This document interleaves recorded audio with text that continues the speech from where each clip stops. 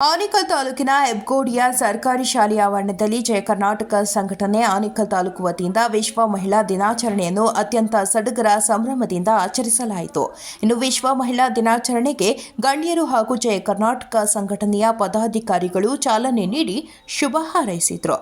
ಇನ್ನು ವಿಶೇಷವಾಗಿ ಮಹಿಳೆಯರಿಗಾಗಿ ಮಹಿಳೆಯರಿಗೋಸ್ಕರ ಈ ಕಾರ್ಯಕ್ರಮವನ್ನು ಆಯೋಜಿಸಲಾಗಿತ್ತು. ಇನ್ನು ವಿಶ್ವ ಮಹಿಳಾ ದಿನಾಚರಣೆ ಅಂಗವಾಗಿ ಸ್ತನ ಕ್ಯಾನ್ಸರ್ ಹಾಗೂ ಗರ್ಭಕೋಶ ಹಾಗೂ ಋತುಚಕ್ರದ ಬಗ್ಗೆ ನುರಿತ ವೈದ್ಯರಿಂದ ವಿದ್ಯಾರ್ಥಿನಿಯರಿಗೆ ಜಾಗೃತಿ ಮೂಡಿಸಲಾಯಿತು. ಹಾಗೆಯೇ ಋತುಚಕ್ರಕ್ಕೆ ಸಂಬಂಧಿಸಿದ ಕಿಟ್ ಅನ್ನು ಸುಮಾರು 400 ವಿದ್ಯಾರ್ಥಿನಿಯರಿಗೆ ಉಚಿತವಾಗಿ ವಿತರಣೆ ಮಾಡಲಾಯಿತು. ಹಾಗೆಯೇ ದಾದಿಯರಿಗೆ ಸೀರೆ ವಿತರಣೆ ಮತ್ತು ಹಲವು ಸಮಾಜಮುಖಿ ಕಾರ್ಯಕ್ರಮಗಳನ್ನು ಏರ್ಪಡಿಸಲಾಗಿತ್ತು. ಇನ್ನು ಕಾರ್ಯಕ್ರಮದ ನೇತೃತ್ವವನ್ನು ಜಯ ಕರ್ನಾಟಕ ಸಂಘಟನೆಯ ಯಾಸ್ಮಿನ್ ತಾಜ್ ಮತ್ತು ಅವರ ತಂಡದವರು ಸೀಮಾ, ಲಕ್ಷ್ಮಿ, ಶಾಹೀನ್ ರವರು ವಹಿಸಿದ್ದರು. ಇನ್ನು ಕಾರ್ಯಕ್ರಮದಲ್ಲಿ ಶ್ರೀಮತಿ ಡಾಕ್ಟರ್ ಲಾವಣ್ಯ ಕಿರಣ್, ವಾಣಿ ಪ್ರಸಾದ್, ಆಶಾ ಜಗದೀಶ್, ನಂದಿನಿ ಯೋಗಾನಂದ, ರತ್ನಮ್ಮ, ಪ್ರಿಯಾ ಕಿರಣ್, ನಿಶಾ, ಉಮಾ, ಕಲಾ ಮುಖ್ಯ ಶಿಕ್ಷಕರಾದ ಪದ್ಮಜ ಹಾಗೂ ಜಯ ಕರ್ನಾಟಕ ಸಂಘಟನೆಯ ಪ್ರಮುಖ ಪದಾಧಿಕಾರಿಗಳು ಮುಂತಾದವರು ಭಾಗವಹಿಸಿದರು.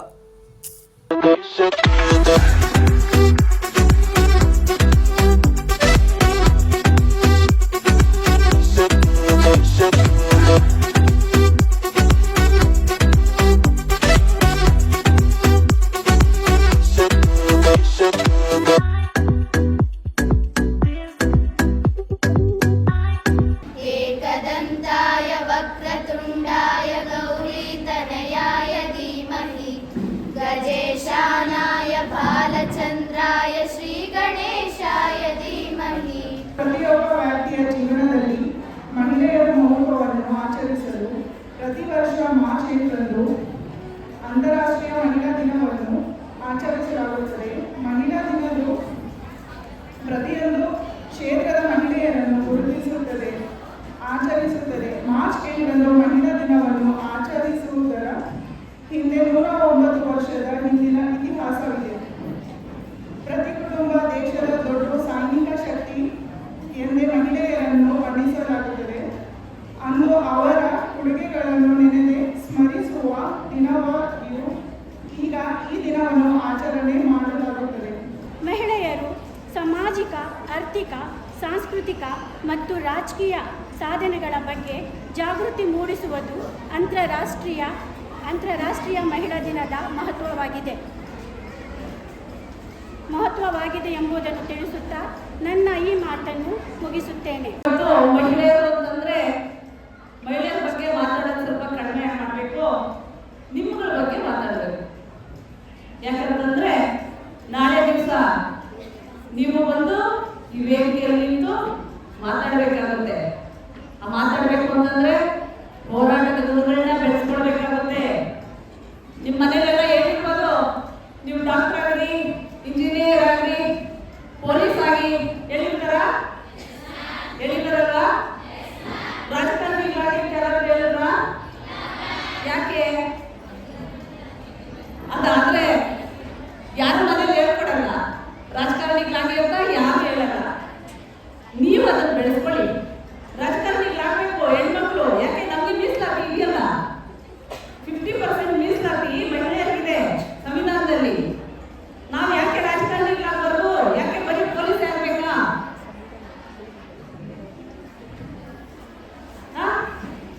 ರಾಜಕಾರಣಿಗಳು ಆಗ್ಬೋದಲ್ಲ, ಅಧಿಕಾರ ಸಿಗುತ್ತಲ್ವ. ನಮ್ಗೆ ಅಧಿಕಾರ ಸಿಕ್ಕರೆ ನಾವು ಮಹಿಳೆಯರ ಪರವಾಗಿ ನಿಂತ್ಕೊಳ್ಬೋದು ಅಲ್ವಾ? ಎಲ್ಲ ನಾವೆಲ್ಲ ತುಂಬಾ ಶ್ರೀಮಂತರ, ತಾವುಗಳೆಲ್ಲ ಇಲ್ಲಲ್ಲ. ಒಂದು ಕಾಲದಲ್ಲಿ ನಾನು ಹಳ್ಳಿಯಲ್ಲಿ ಹುಟ್ಟಿ ಬೆಳೆದಿದ್ದು ರೈತರ ಮಗಳು. ನನಗೆ ತೋಟದ ಕೆಲಸ ಬರುತ್ತೆ, ಹೊಲದ ಕೆಲಸ ಬರುತ್ತೆ. ಹಾಗೆ ನೀವೇನು ಕಷ್ಟಪಡ್ತಾ ಇದ್ದೀರಿ ಅದರ ದುಪ್ಪಟ್ಟು ಕಷ್ಟವನ್ನ ನಾನು ಪಟ್ಟಿದ್ದೀನಿ. ನನಗೆ ಗೌರ್ಮೆಂಟ್ ಶಾಲೆಗಳಂತಂದ್ರೆ ಬಹಳ ಇಷ್ಟ. ನಮಗೆ ಒಂದು ಉಪ್ಪಿಟ್ಟು ಕೊಡ್ತಾ ಇದ್ರು, ಏನು ಸ್ಕೂಲ್ ಬರಲ್ಲ, ನಿಮ್ಗಾದ್ರೂ ಈಗ ಬಿಸಿ ಊಟ ಇದೆ, ನಮಗೆ ಉಪ್ಪಿಟ್ಟು ಕೊಡೋರು. ಆಗ ನಾವು ಓದ್ಬೇಕಾಗಿದ್ದ ಟೈಮಲ್ಲಿ ಪ್ರೈವೇಟ್ ಸ್ಕೂಲ್ ಎಲ್ಲ ಕಡಿಮೆ ನಮ್ಮ ತಾಲೂಕಲ್ಲಿ. ಗೌರ್ಮೆಂಟ್ ಸ್ಕೂಲ್ ಅಂತಂದ್ರೆ ನಮಗೆ ಏನು ಸ್ಕೂಲ್ ಹೋಗಲ್ಲ ಅಂದ್ರೂ ಉಪ್ಪಿಟ್ಟು ಕೊಡ್ತಾ ಇದ್ರು ನೋಡಿ. ಆಗ ನಾವು ಉಪ್ಪಿಟ್ಟು ಕೊಟ್ಟು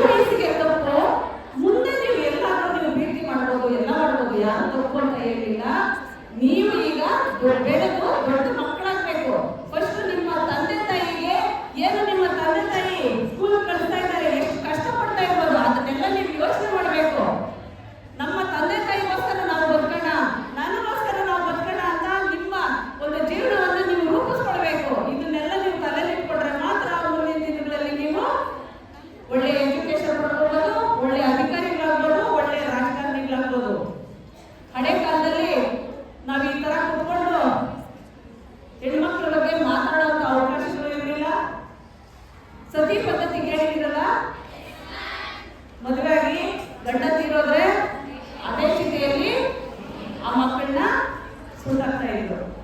ಅದನ್ನೆಲ್ಲ ಹೋಗ್ಲಾಡಿಸಿದ್ರು. ಅದನ್ನ ಹೋಗ್ಲಾಡಿಸಿದವರು ಯಾರು?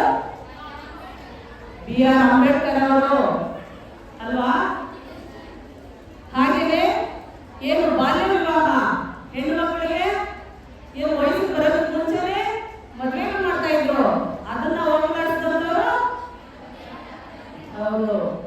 ಇವತ್ತು ನಾವಿಲ್ಲಿ ಕೂತ್ಕೊಂಡು ಇಷ್ಟು ಜನ ಹೆಣ್ಮಕ್ಳು ನೀವಾಗಿರ್ಲಿ, ನಾವು ವೇದಿಕೆಯಲ್ಲಾಗಿರ್ಲಿ, ನಾನು ಇಷ್ಟೊಂದು ಮಾತಾಡ್ತಾ ಇದ್ದೀನಿ ಅಂದ್ರೆ ನನಗೆ ಅಧಿಕಾರ ಆಗಿರ್ಬೋದು, ಈ ಒಂದು ಏನ್ ನಿಮ್ಮ ಮಾಹಿತಿಗಳಾಗಿರ್ಬೋದು, ಈ ಅಧಿಕಾರಕ್ಕೆ ಈ ಒಂದು ನಾನು ನಿಮ್ಮನ್ನು ಮಾತಾಡಕ್ಕೆ ಇಷ್ಟೆಲ್ಲ ಕೊಟ್ಟಿರೋದವರು ಸಂವಿಧಾನ ಶಿಲ್ಪಿ ಡಾಕ್ಟರ್ B.R. ಅಂಬೇಡ್ಕರ್ ಅವರು. ನೀವೆಲ್ಲರೂ ಅಂಬೇಡ್ಕರ್ ಅವ್ರ ಬಗ್ಗೆ ಎಲ್ಲರೂ ತಿಳ್ಕೊಳ್ಳೇಬೇಕು.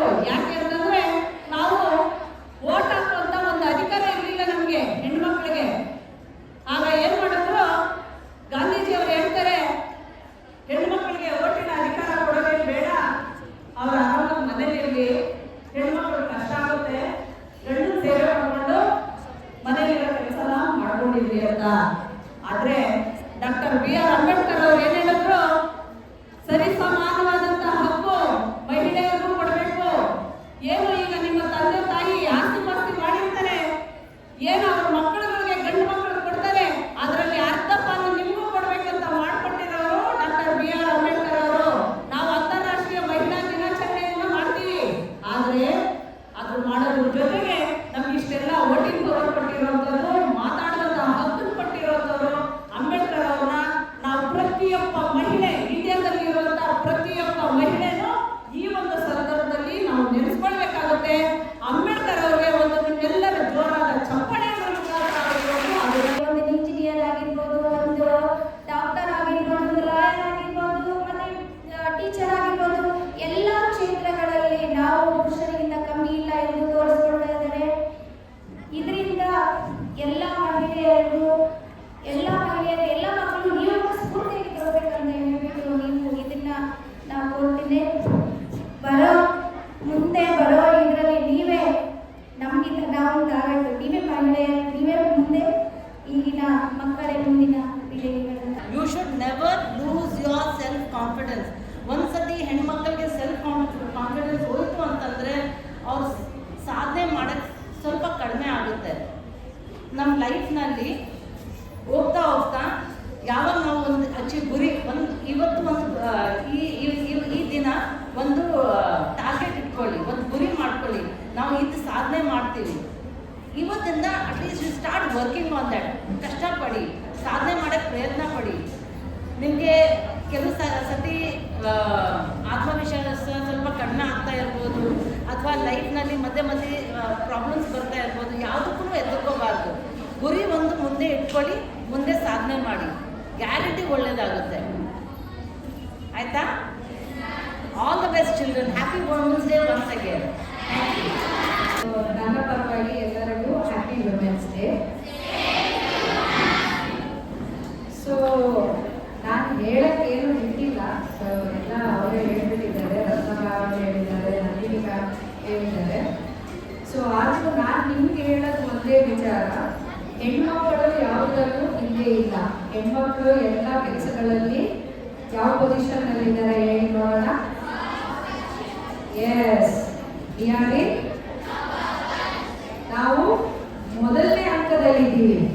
ಆಯ್ತಾ? ನಾವು ಮೊದಲನೇ ಅಂಕದಲ್ಲಿ ಬರಕ್ಕೆ ಎಷ್ಟು ಕಷ್ಟ ಬಿದ್ದು ನಮ್ಮ ಹಿಂದೆ ಇರೋ ದೊಡ್ಡ ಲೀಡರ್ಸು ಕಷ್ಟ ಬಿದ್ದು ನಮ್ಮ ಹೆಣ್ಣು ಮಕ್ಕಳನ್ನ ಮುಂದೆ ತಂದಿದ್ದಾರೆ. ಅದನ್ನ ನಾವು ಉಳಿಸ್ಕೊಂಡು ಹೋಗ್ತಾ ಇದ್ದೀವಿ. ಇವತ್ತು ಯಾವುದೇ ಕ್ಷೇತ್ರದಲ್ಲಿ ನೋಡಿದ್ರು ನಮ್ಮ ಹೆಣ್ಮಕ್ಳಿದ್ದಾರೆ. ನೀವೆಲ್ಲರೂ ಮುಂದೆ ಬರೋ ಲೀಡರ್ಸ್ ಆಗಬೇಕು. ಲೀಡರ್ಸ್ ಅಂದರೆ ಬರೀ ಆ ಲೀಡರ್ ಅಲ್ಲ, ಪೊಲಿಟಿಕಲ್ಲೂ ಇರಬೇಕು, ಡಾಕ್ಟರಲ್ಲೂ ಇರಬೇಕು, ಇಂಜಿನಿಯರು ಆಗಬೇಕು. ನಿಮ್ಮ ಗೋಲ್ ಏನಿದೆ ಆ ಥರ ನೀವು ಆಗಬೇಕು. ಮಹಿಳಾ ದಿನಾಚರಣೆ ಇರೋದರಿಂದ ಎಲ್ಲರಿಗೂ ಮಹಿಳಾ ದಿನಾಚರಣೆ ಶುಭಾಶಯಗಳು. ಎಲ್ಲ ವೇದಿಕೆ ಮೇಲೆ ಇರುವಂಥವರು ಹೇಳಿದ್ರು, ಹೆಣ್ಮಕ್ಕಳು ಎಲ್ಲ ಕ್ಷೇತ್ರದಲ್ಲೂ ಮುಂದಿದ್ದಾರೆ, ಹಾಗೆ ಇನ್ನು ಗಂಡು ಮಕ್ಕಳಿಗಿಂತ ಮುಂದೆ ಬರಬೇಕು ಅಂತ ಹೇಳಿದ್ರು.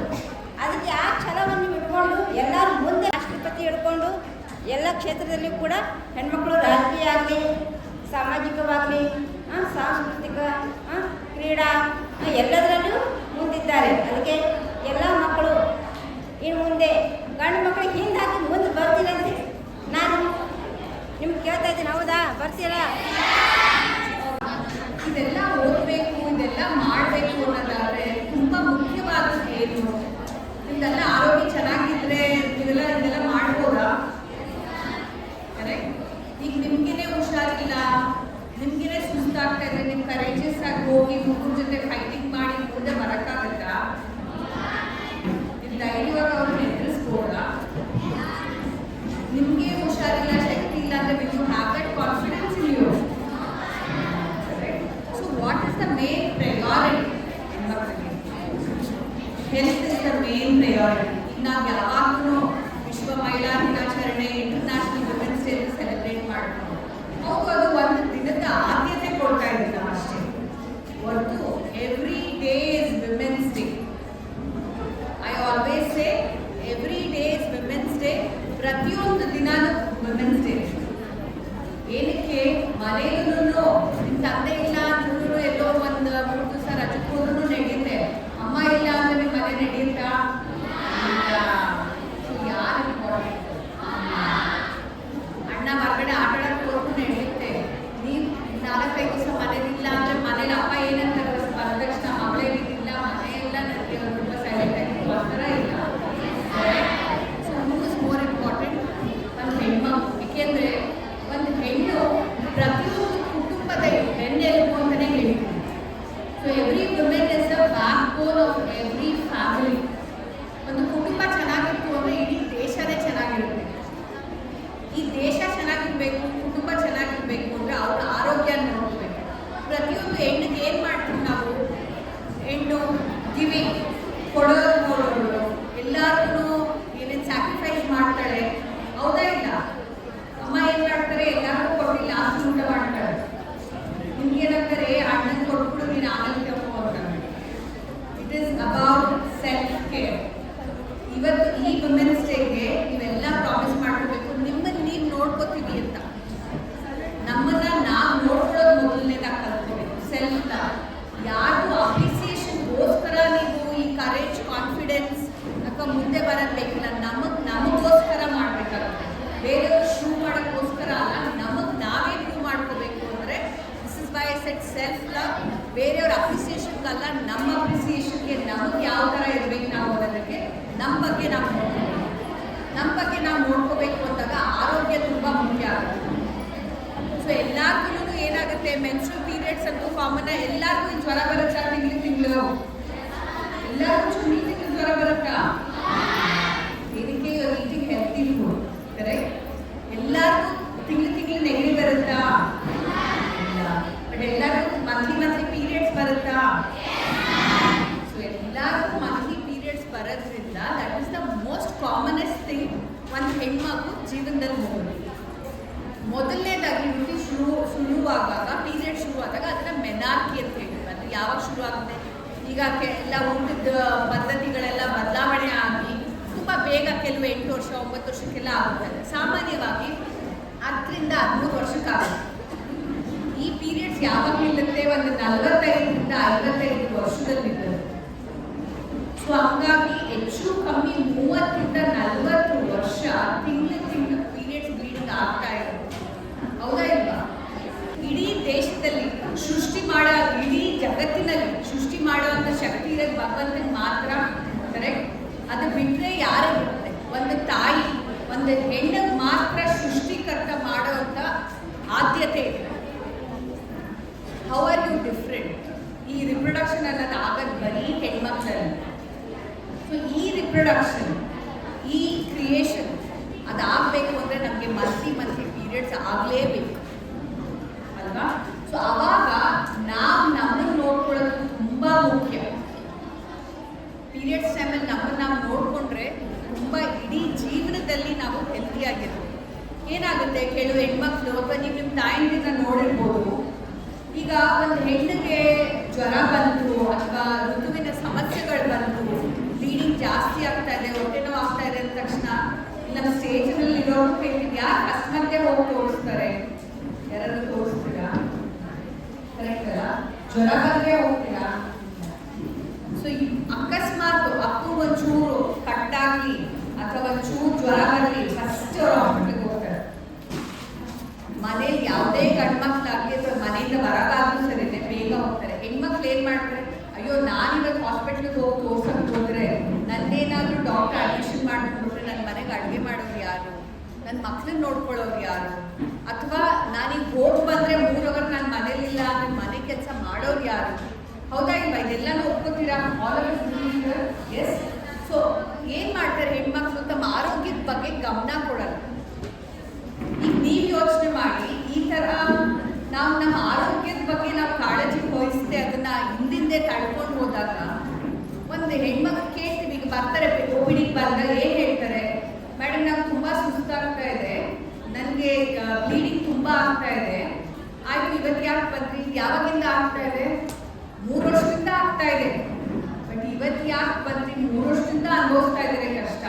ಅಥವಾ 2 ತಿಂಗಳು 3 ತಿಂಗಳಿಂದನೂ ನಂಗೆ ಹೊಟ್ಟೆ ನೋವಿದೆ, ಅಥವಾ 10 ತಿಂಗಳಿಂದನೂ ನನಗೆ ವಾಮಿಟಿಂಗ್ ಸೆನ್ಸೇಷನ್, ಗ್ಯಾಸ್ಟ್ರೈಟಿಸ್, ಮತ್ತೊಂದು ಮಗದೊಂದು ಎಲ್ಲ ಥರ ತೊಂದರೆ ಇದೆ. ಇವತ್ತು ಯಾಕೆ ಬಂದ್ರಿ? ನನಗೆ ಮನೇಲಿ ಏನೂ ಕೆಲಸ ಮಾಡಕ್ ಆಗ್ತಾ ಇಲ್ಲ, ಇವತ್ತು ನನಗೆ ತುಂಬಾ ಸುಸ್ತಾಗ್ತಾ ಇದೆ, ಎದಳಕ್ಕೆ ಆಗ್ತಾ ಇಲ್ಲ, ಅದಕ್ಕೆ ಹಾಸ್ಪಿಟಲ್ ತೋರ್ಸಕ್ ಬಂದೆ. ಕರೆಕ್ಟ್? 90% ಎಲ್ಲರೂ ಒಪ್ಕೋತೀರಾ ಸಿಚುವೇಶನ್ ಅಂತ? ಈಗೂ ಅಷ್ಟೇ ಅಲ್ವಾ? ತುಂಬಾ ಪ್ರಾಬ್ಲಮ್ ಆದಾಗ ಅದ್ರ ಬಗ್ಗೆ ಹೇಳ್ತೀರಾ. ಸೊ ಅದಕ್ಕೆ ನೀವು ತುಂಬಾ ಕ್ರಿಟಿಕಲ್ ಸಿಚುವೇಶನ್ ಹೋಗಿ ಅದಕ್ಕೆ ಟ್ರೀಟ್ಮೆಂಟ್ ತಗೊಳ್ಳೋದು, ಪ್ರತಿಯೊಂದು ಸಮಸ್ಯೆ ಬಂದಾಗ ಅದ್ರ ಬಗ್ಗೆ ಮಾತಾಡಬೇಕು, ಅದನ್ನ ಹೋಗಿ ನೀವು ಡಾಕ್ಟರ್ಗಳನ್ನ ನೋಡಬೇಕು. ನಾನೇನಂದೆ, ಈಗ ಪೀರಿಯಡ್ಸ್ ಟೈಮಲ್ಲಿ ಮಂತ್ಲಿ ಪೀರಿಯಡ್ಸ್ ಆಗುವಾಗ 3 ರಿಂದ 5 ದಿವಸದವರೆಗೂ ಆಗೋದು ನಾರ್ಮಲ್. ತುಂಬ ಕಮ್ಮಿ ಆಯಿತು ಒಂದು ಪ್ರಾಬ್ಲಮ್, ಅಥವಾ ತುಂಬ 7-8 ದಿವಸ ಆಯಿತು ಅಂದ್ರೂ ಪ್ರಾಬ್ಲಮ್ ಆಯ್ತಾ. 2 ರಿಂದ 3 ಪ್ಯಾಡ್ ಚೇಂಜ್ ಮಾಡ್ತಾ ಇದ್ರೆ ನಾರ್ಮಲ್. ತುಂಬ ಪ್ಯಾಡ್ಗಳು ಚೇಂಜ್ ಮಾಡ್ತಾ ಇದ್ರೆ ಅದು ಪ್ರಾಬ್ಲಮ್, ಅದನ್ನು ತೋರಿಸ್ಕೋಬೇಕಾಗುತ್ತೆ. ಹೆಣ್ಮಕ್ಳಿಗೆ ಬಿಳಿ ಬಟ್ಟೆ ಅದೆಲ್ಲ ಸಾಮಾನ್ಯ, ಅದರಲ್ಲಿ ವಾಸನೆ ಬಂತು ಅಥವಾ ಹಳದಿ ಬಣ್ಣ ಕಾಣಿಸ್ತು, ಹಸಿರು ಬಣ್ಣ ಕಾಣಿಸ್ತು, ಕೆಂಪು ಬಣ್ಣ ಕಾಣಿಸ್ತು ಅಂದರೆ ನೀವೆಲ್ಲ ಹೋಗಿ ಡಾಕ್ಟರ್ ಹತ್ರ ಚೆಕಪ್ ಮಾಡಿಸ್ಕೋಬೇಕು ಆಯಿತಾ. ಇದನ್ನು ನೀವು ನಿಮ್ಮ ತಾಯಂದಿರಿಗೂ ಹೇಳಬೇಕು. ಸರ್ವೈಕಲ್ ಕ್ಯಾನ್ಸರ್ ಅನ್ನೋದಕ್ಕೆ ಒಂದು ಟೆಸ್ಟ್ ಇದೆ, ಪ್ಯಾಪ್ ಸ್ಮಿಯರ್ ಅಂತ. ಅದನ್ನು ಒಂದು ಸಲ ಟೆಸ್ಟ್ ಮಾಡಿಸ್ಕೊಂಡ್ರೆ ಹೆಚ್ಚು ಕಮ್ಮಿ 10 ವರ್ಷ ಮುಂಚೆನೇ ನಮಗೆ ಕ್ಯಾನ್ಸರ್ ಬರುತ್ತಾ ಅಂತ ಗೊತ್ತಾಗುತ್ತೆ. ದೇಶದಲ್ಲಿ ಫಸ್ಟ್ ಕ್ಯಾನ್ಸರ್ ಅಂದರೆ ಬ್ರೆಸ್ಟ್ ಕ್ಯಾನ್ಸರ್. ಅದಕ್ಕೆ ಸೆಲ್ಫ್ ಎಕ್ಸಾಮಿನೇಷನ್ ಮಾಡಿಕೊಂಡ್ರೆ ಗೊತ್ತಾಗೋಗುತ್ತೆ. ನಾವು 10 ವರ್ಷ ಮುಂಚೆ ಗೊತ್ತಾಗುತ್ತೆ. ಸರ್ವೈಕಲ್ ಕ್ಯಾನ್ಸರ್ ಅನ್ನೋದು ದೇಶದಲ್ಲಿ 2ನೇ ಕ್ಯಾನ್ಸರ್ ಸ್ಥಾನದಲ್ಲಿದೆ. ವರ್ಲ್ಡಲ್ಲಿ ಇಂಡಿಯಾ 10th ಪೊಸಿಷನಲ್ಲಿದೆ, ಕಾಂಟ್ರಿಬ್ಯೂಟಿಂಗ್ ಟು ಸರ್ವೈಕಲ್ ಕ್ಯಾನ್ಸರ್. ಈ ಸರ್ವೈಕಲ್ ಕ್ಯಾನ್ಸರ್ ನಿಯಂತ್ರಣೆ ಮಾಡಬೇಕು ಅನ್ನೋದಾದರೆ ಪ್ಯಾಪ್ ಸ್ಮಿಯರ್ ಅಂತ ಸಿಂಪಲ್ ಟೆಸ್ಟ್. ಯಾರ್ಯಾರು ಮದುವೆ ಆಗಿದೆ ಅವರೆಲ್ಲರೂ ಈ ಟೆಸ್ಟ್ಗಳು ಮಾಡಿಸ್ಕೋಬೋದು. ನಿಮ್ಮ ತಾಯಂದಿರಿಗೂ ಹೇಳಿ ಹೋಗಿ ಚೆಕಪ್ ಮಾಡಿಸ್ಕೋಬೇಕು. ಇದು ಒಂದು ಚೆಕಪ್ಪಲ್ಲಿ 10 ವರ್ಷದ ಮುಂಚೆನೇ ಕ್ಯಾನ್ಸರ್ ಗೊತ್ತಾಗುತ್ತೆ. ಸೊ ಹಾಗಾಗಿ ಪ್ರತಿಯೊಂದು ಹೆಣ್ಮಕ್ಳು ಕ್ಯಾನ್ಸರ್ ಟೆಸ್ಟ್ ಮಾಡಿಸ್ಕೊಳ್ಳೋದು ತುಂಬ ಇಂಪಾರ್ಟೆಂಟ್. ಇದನ್ನು ಪ್ರಿವೆಂಟ್ ಮಾಡೋದಕ್ಕೆ ನಿಮ್ಮಂಥ ಚಿಕ್ಕ ಮಕ್ಕಳಿಗೆ 9 ವರ್ಷದ ಮೇಲೆ HPV ವ್ಯಾಕ್ಸಿನ್ಸ್ ಅಂತ ಬರ್ತಾ ಇದೆ.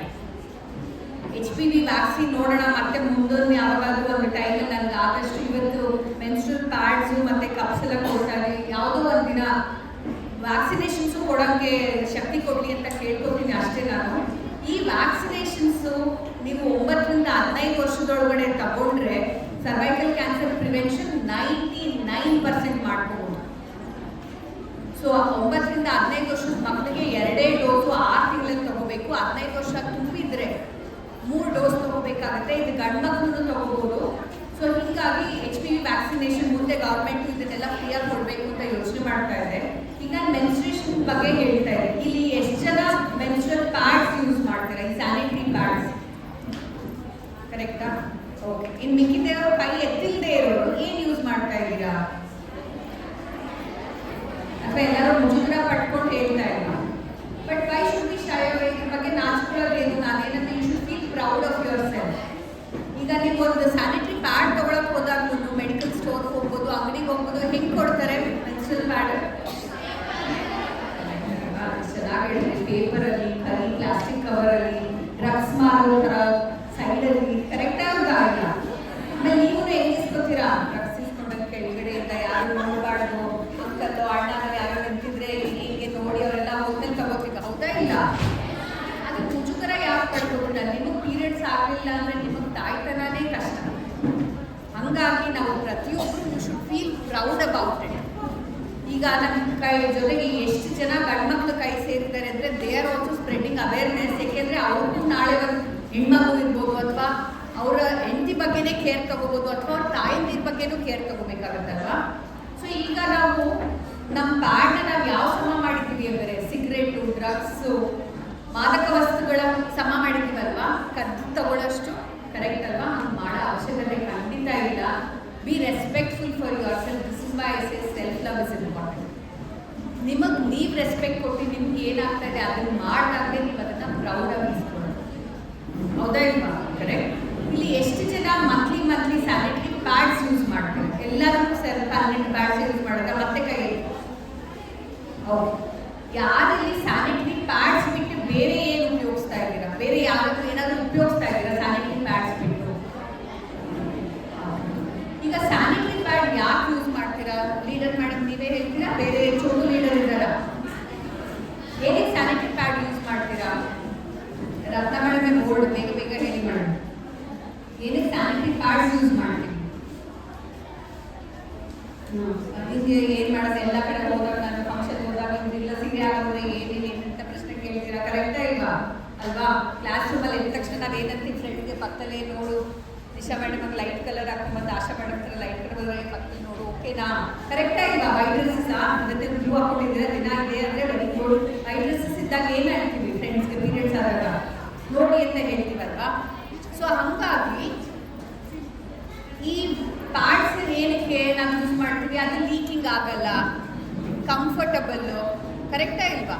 ನಾವು ಓಡಾಡ್ಬೋದು, ಬಸ್ಸಲ್ಲಿ ಹೋಗ್ಬೋದು, ಬರ್ಬೋದು ಅನ್ನೋ ಕಾರಣಕ್ಕೋಸ್ಕರ ನಾವು ಸ್ಯಾನಿಟರಿ ಪ್ಯಾಡ್ ಯೂಸ್ ಮಾಡ್ತೀವಲ್ವಾ? Correct? Yes or no? Correct. ಈಗ ಈ ಸ್ಯಾನಿಟರಿ ಪ್ಯಾಡ್ನ ಓಕೆ, ಎಲ್ಲರಿಗೂ ಗೊತ್ತಾ ಪ್ಲಾಸ್ಟಿಕ್ ಪ್ರಿವೆನ್ಷನ್ ಬಗ್ಗೆ ಮಾತಾಡ್ತಾ ಇದ್ದಾರೆ ಅಂತ? ಎಲ್ಲ ಪ್ಲಾಸ್ಟಿಕ್ಗಳನ್ನ ಕಮ್ಮಿ ಮಾಡಿ ಅಂತ ಹೇಳ್ತಾ ಇದ್ದಾರಾ? ಪ್ಲಾಸ್ಟಿಕ್ ಯೂಸ್ ಮಾಡೋದ್ರಿಂದ ಹಾನಿಗಳಾಗ್ತಾ ಇದೆ ಅಂತ ನಾವು ಒಪ್ಕೋತೀವ? ತೋರಿಸ್ತಾರಲ್ವಾ, ಹಸು ಹೇಗೆ ಪ್ಲಾಸ್ಟಿಕ್ ತಿಂದು, ನೀರಲ್ಲಿ ಹೇಗೆ ಫಿಶ್ಗಳೆಲ್ಲ ಪ್ಲಾಸ್ಟಿಕ್ ತಿನ್ಕೊಂಡು ಏನೇನು ಥರ ಕಾಯಿಲೆಗಳು ಬರ್ತಾ ಇದೆ ಅಂತ ಎಲ್ಲರಿಗೂ ಗೊತ್ತಾ? ಕರೆಕ್ಟ್ ಅಲ್ವಾ? ಸೊ ಈ ತಿಂಗಳಲ್ಲಿ 4 ದಿವಸ, ನಾನೇನಂದರೆ 30-35 ವರ್ಷ ನಾವು ಪೀರಿಯಡ್ಸ್ ಆಗ್ತಾ ಇರುತ್ತೆ. ಈ 4 ದಿವಸ ಬರೀ ಪ್ಲಾಸ್ಟಿಕ್ ಉಪಯೋಗಿಸ್ತಾ ಇದ್ದೀವಿ ನಾವು. ಸೊ ಅದ್ರ ಬಗ್ಗೆ ಒಂದು ನಿಮಿಷ ಯೋಚನೆ ಮಾಡೋಕ್ಕೆ ಶುರು ಮಾಡಿ. ನಾವು ಕವರ್ ಪ್ಲಾಸ್ಟಿಕ್ನ ಗೌರ್ಮೆಂಟ್ ಬ್ಯಾನ್ ಮಾಡಿದ್ದಾರೆ. ಏನು ಯಾವುದೋ ಒಂದು ಸಾಮಾನು ಅದ್ರ ಒಳಗಡೆ ಹಾಕೊಂಡು ನಾವು ಮನೆಗೆ ತೊಗೊಂಡು ಹೋಗೋದನ್ನೇ ಬ್ಯಾನ್ ಮಾಡಿದ್ದಾರೆ. ನಾವು ಅದನ್ನೇನು ಮಾಡ್ತೀವಿ, ನಮ್ಮದು ಪ್ಯೂರೆಸ್ಟ್ ಪಾರ್ಟ್ ವಜೈನಲ್ ಏರಿಯಾ ಅಥವಾ ಮುಟ್ಟಿನ ಜಾಗದಲ್ಲಿ ನಾವು ಇಟ್ಕೋತೀವಿ plastic 24 hours into 4 to 5 days. ಹೌದಾ ಇಲ್ವಾ? ಅದರಿಂದ ಎಷ್ಟು ಹಾನಿ ಆಗ್ತಾ ಇದೆ ಅಂತ ಯೋಚನೆ ಮಾಡೋಕ್ಕೆ ಶುರು ಮಾಡಿ. ಈ ಪೀರಿಯಡ್ಸ್ ಮುಗಿದು ನೀವು 4-5 ದಿವಸ pads at least minimum 3-4 pad change ಮಾಡ್ತೀರಾ? ಮಾಡಿಲ್ಲ ಅಂದರೆ ಮಾಡಬೇಕಾಗುತ್ತೆ. ಏಕೆಂದರೆ ಎವ್ರಿ 6 hours ನೀವು ಪ್ಯಾಡ್ ಚೇಂಜ್ ಮಾಡಬೇಕು. ನೀವು ಪ್ಯಾಡ್ ಚೇಂಜ್ ಮಾಡಲಿಲ್ಲ ಅಂದರೆ ವೈಟ್ ಡಿಸ್ಚಾರ್ಜ್ ಆಗುತ್ತೆ. 4-5 ದಿವಸ ಆದಮೇಲೆ ಎಲ್ಲರಿಗೂ ಇಚ್ಚಿಂಗ್ ಅನ್ನೋ ಥರ ಅನುಭವಿಸ್ತಾ ಇಲ್ಲ, ಅವರ ತುರ್ಕೆಗಳಾಗುತ್ತಲ್ವಾ, ವೈಟ್ ಡಿಸ್ಚಾರ್ಜ್ ಆಗ್ತಾ ಇರುತ್ತೆ, ಸ್ಮೆಲ್ ಬರ್ತಾ ಇರುತ್ತೆ. ಸೊ 6 ಗಂಟೆಗೂ ನೀವು ಪ್ಯಾಡ್ ಚೇಂಜ್ ಮಾಡೋದು ತುಂಬ ಮುಖ್ಯ. Okay fine. ಸೊ ದಿನ ಸ್ನಾನ ಮಾಡೋದು, ದಿನ ಬ್ರಷ್ ಮಾಡೋದು, ದಿನ ಇಲ್ಲ ಅಂದರೆ 2-3 ದಿವಸಕ್ಕೊಂದ್ಸರಿ ತಲೆ ಸ್ನಾನ ಮಾಡಬೇಕು. Keep your self clean. Hygienic ಆಗಿ ಇದ್ದಷ್ಟು ನಿಮಗೆ ಒಳ್ಳೆಯದು. ದಿನಕ್ಕೆ ಮಿನಿಮಮ್ 3-4 ಲೀಟರ್ ನೀರು ಕುಡಿಲೇಬೇಕು. ಸೊಪ್ಪು ತರಕಾರಿ ಎಲ್ಲಾನು ತಗೊಳ್ಳಿ. ಎಲ್ಲರೂ ಊಟ ಮುಗಿದ ಮೇಲೆ ಅಮ್ಮನ ಥರ ಲಾಸ್ಟಲ್ಲಿ ತಿನ್ನೋದಲ್ಲ, ಅಮ್ಮನ ಬಗ್ಗೆ ನೀವು ಕೇರ್ ತಗೊಳ್ಳೋದು ಶುರು ಮಾಡಬೇಕು. ಕರೆಕ್ಟಾ ಇಲ್ಲ? ನೆಕ್ಸ್ಟು ಅಮ್ಮ ಫಸ್ಟ್ ಅಪ್ಪ ಊಟ ಕೊಡು ಅಂದಾಗ ಅಮ್ಮ ನಿನಗಿದೆಯಾ ಅಂತ ಕೇಳ್ಬಿಟ್ಟು ಕೊಡೋದು ಶುರು ಮಾಡಿ. ಕರೆಕ್ಟ್ ಅಲ್ವಾ? ಇಷ್ಟು ನಿಮ್ಗೆಲ್ಲರೂ ಜಾಸ್ತಿ ಕೆಲಸ ಮಾಡ್ತಾ ಇರೋದು ಯಾರು? ಅಮ್ಮ ಅಲ್ವಾ? Correct. So you should learn to take care of her and yourself. So ಈ ಪ್ಯಾಡ್ಸು ವೈಟ್ ಡಿಸ್ಚಾರ್ಜ್ ಎಲ್ಲ ಕಾಮನ್ ಆಯಿತು ಅಂದರೆ ಇದೆಲ್ಲ ಸರ್ವೈಕಲ್ ಕ್ಯಾನ್ಸರ್ ಈ ಥರ ಎಲ್ಲ ಆಗ್ತಾ ಇರುತ್ತೆ. ಸೊ ಆವಾಗ ನೀವು ಹೇಳ್ತೀರಾ, ಮೇಡಮ್ ನೀವೇನು ಮೇಡಮ್ ಈ ಪ್ಯಾಡ್ಸ್ ಹಾಕೋಬೇಡಿ ಹಿಂಗೆಲ್ಲ ಆಯಿತು ಅಂದರೆ ಮತ್ತೆ ನಾವು ಹೆಂಗೆ ಹೋಗೋದು ಸ್ಕೂಲ್ಗೆ, ಕಾಲೇಜಸ್ಗೆ? ನಮ್ಗೆ ಹೆಂಗೆ ತೊಂದರೆ ಆಗೋಗುತ್ತೆ ಅಂತ. ಈಗ ಒಂದು ಪ್ಲಾಸ್ಟಿಕ್ ನಾವು ಡಿಗ್ರೇಡ್ ಆಗಬೇಕು ಅನ್ನೋದಾದರೆ 15-20 ವರ್ಷ ಆಗುತ್ತೆ. ಸೊ ಈ ಸ್ಯಾನಿಟರಿ ಪ್ಯಾಡ್ನ ಹೆಚ್ಚು ಕಮ್ಮಿ ನಾವು ಡಿಗ್ರೇಡ್ ಹೆಂಗೆ ಎಸಿತೀರ ಎಲ್ಲರೂ ನಿಮ್ಮ ಸ್ಯಾನಿಟರಿ ಪ್ಯಾಡ್ಸ್ನ? ಸೊ ಸ್ಕೂಲಲ್ಲಿರೋ ಟಾಯ್ಲೆಟ್ನಲ್ಲಿ ಹೋಗಿ ಅಥವಾ ಮನೇಲಿರೋ ಫ್ಲಶಲ್ಲಿ ಹಾಕ್ಬಿಡೋದ? ಸುಲಭ ಅಲ್ವಾ?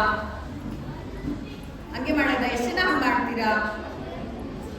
ಸ್ಯಾನಿಟರಿ ಪ್ಯಾಡ್ನ ಟಾಯ್ಲೆಟಲ್ಲಿ ಹಾಕೋದು?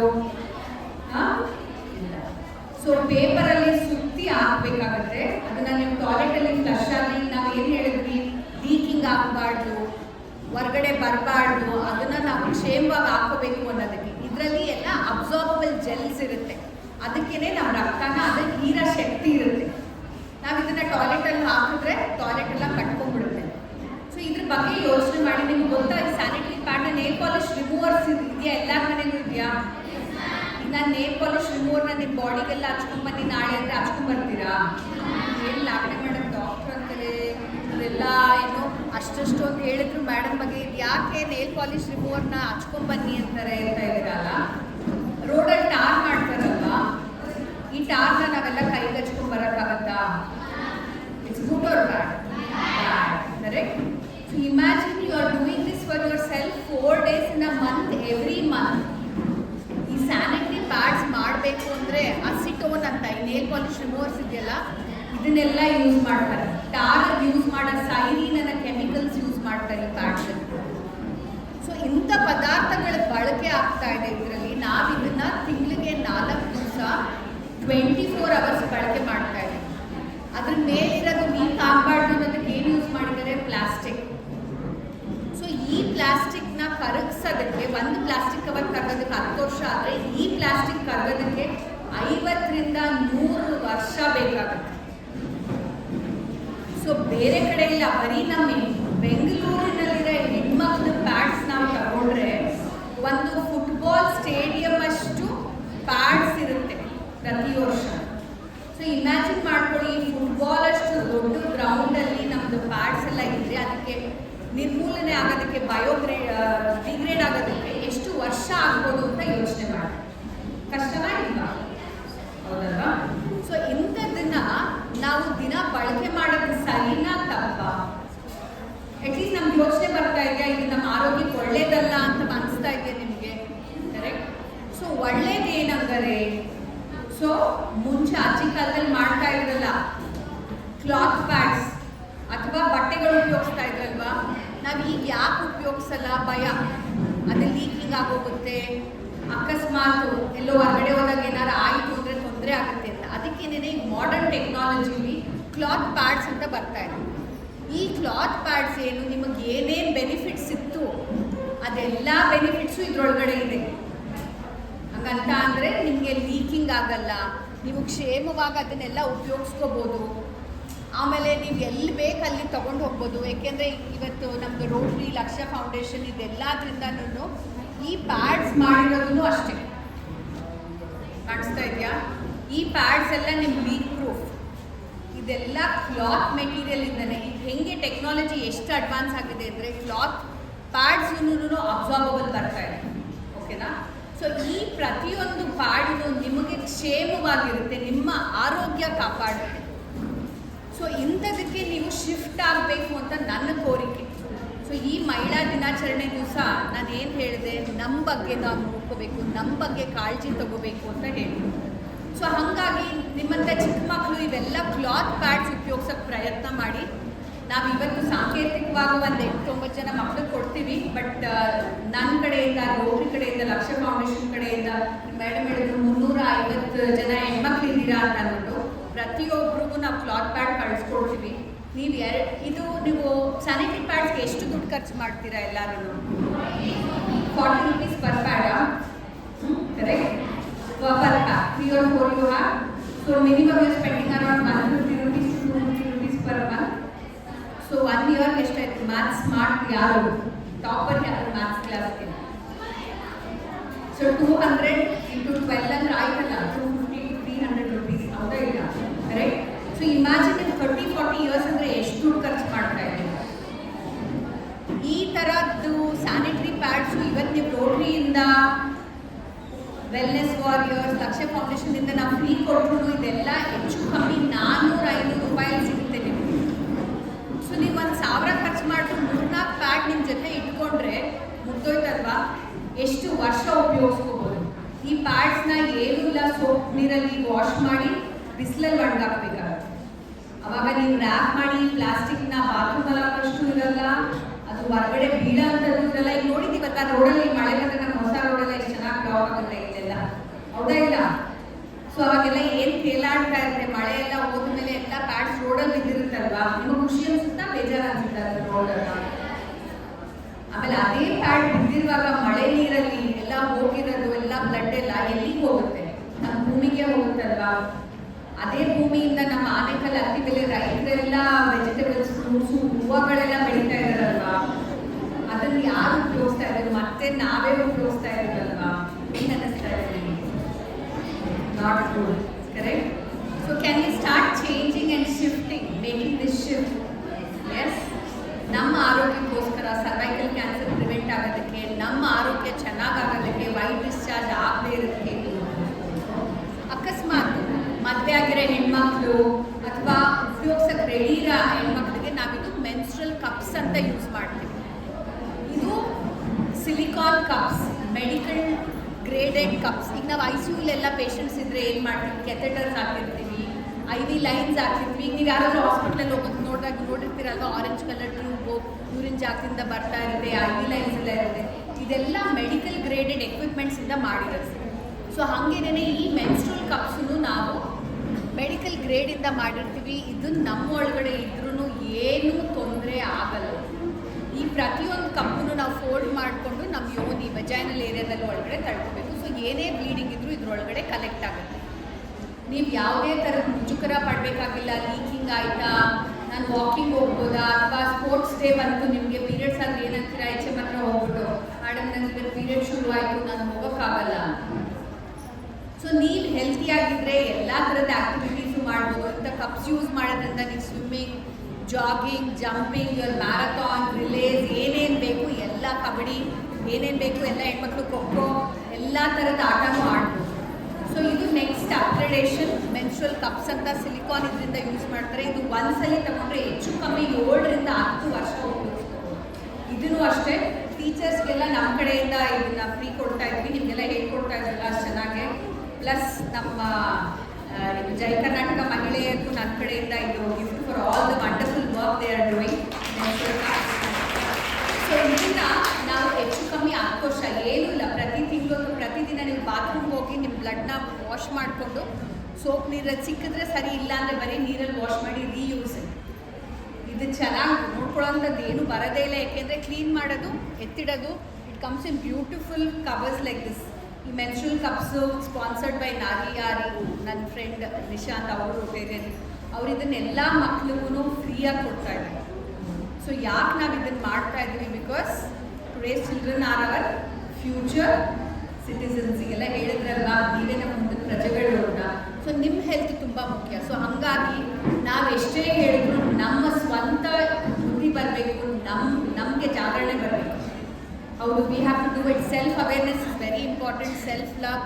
So make that first step, shift into cloth pads and menstrual cups, and I think that is what is important.